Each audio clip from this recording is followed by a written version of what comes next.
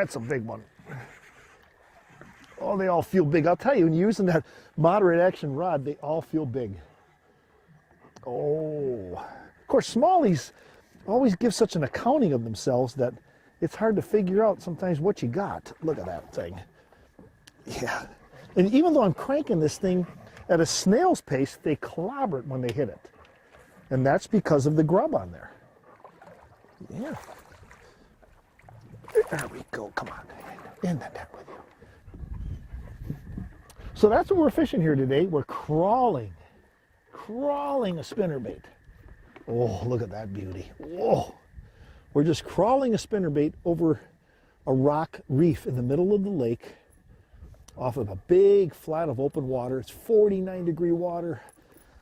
Early pre-spawn. Look at how fat that big female is. Wow. Wow. Look at that. Man.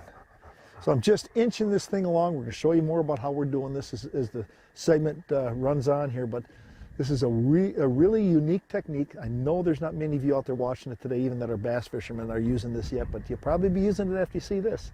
Let's put her back.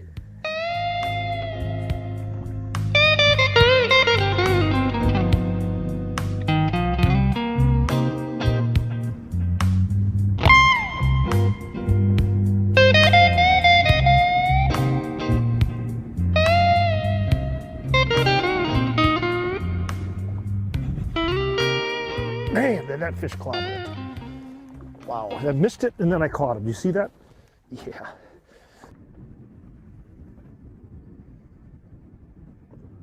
Oh, yeah. Oh, yeah.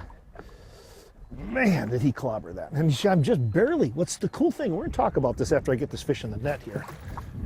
Okay. What's interesting about this, why use this grub instead of the skirt?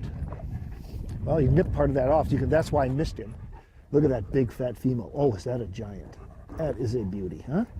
Gosh. Let's take a closer look at her. That is a beautiful fat fish. See, these are early pre-spawn. Water temperature is 49 degrees. And that's a big old brown one there, isn't it? Look at that. Sure, Ray likes those too. What do you think, Ray? Got old Raider in the boat today, 13 years old, still loves those fish. Yep, had his pike for breakfast. We'll put this fish back and we'll tell you more about what's going on here.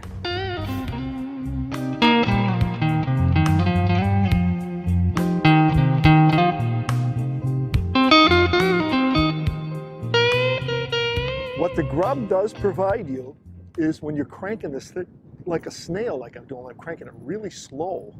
What the grub does is it gives you that finesse presentation. You got a finesse presentation with a spinner on it.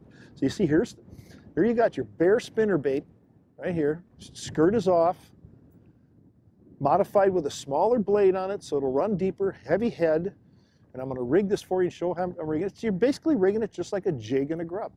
Putting the hook right through the nose, like so. Coming down, and using up most of the grub body there, because I got a long shaft on this spinnerbait, and I'm shoving it up, way up onto that collar, nice and tight like that. Double check it, make sure it's all lined up nice. When you want to make sure it's all lined up. You see, it's a real interesting profile on this bait. Now, am I the first guy to ever do this? Not really, not really. In fact, many, many years ago, Tom Mann did this with a spinnerbait called the Woolly Bully. What I'm doing with it is modifying it a little bit more so I can fish it really slow. Look at how good that spinner is spinning. Look at that. The wind is just blowing that thing around. That's a little number 3 Colorado. You can experiment with blade sizes. Just keep a box full of different blade sizes with the spinners pre-rigged, blade colors, blade sizes. You can do so many different things. That's a 5/0 hook, by the way, on that spinnerbait too. And that is an old original Joe Bucher Slopmaster spinnerbait. By the way, those are now available.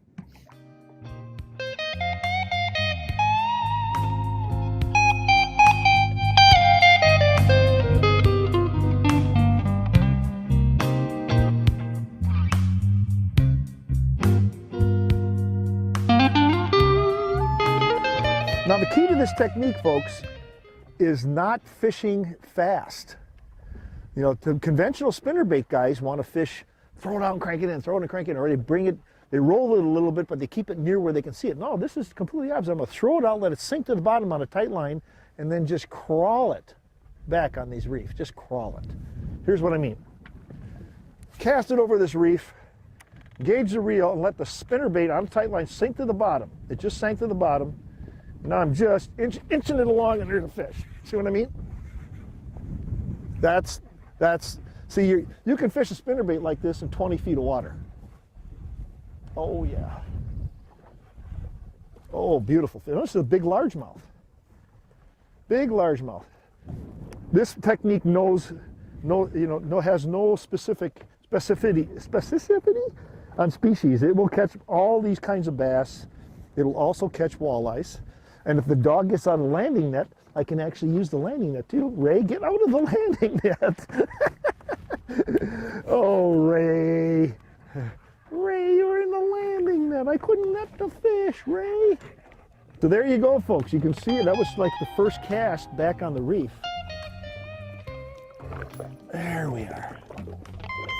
There you go. Combining finesse and power by using a heavyweight short-arm spinnerbait with a tiny blade and the Kalen seismic grub. What a deadly combo. 49-degree water. Now check out some more bass fishing episodes. Bronzebacks on buzzbaits. Oh, I like the sounds of that show. I like the sound of this show, yes. I'll let you go here. Let me get you in the net here. Oh, you can see that bait probably sticking out of that fish's mouth underwater. He almost broke.